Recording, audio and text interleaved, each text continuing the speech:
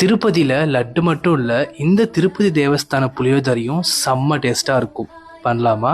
இப்போவே சேவ் பண்ணி ட்ரை பண்ணி பாருங்க. ஒரு கடாயில் 1 டேபிள் ஸ்பூன் கடலைப்பருப்பு, 1 டேபிள் ஸ்பூன் உளுத்தம்பருப்பு, 2 டேபிள் ஸ்பூன் தனியா, காரத்துக்கு வரமிளகா, ஒரு கொத்து கருவேப்பிலை, 1 டீஸ்பூன் சீரகம், மிளகு போட்டு நல்லா ட்ரை ரோஸ்ட் பண்ணி பவுடர் பண்ணி எடுத்துக்கோங்க.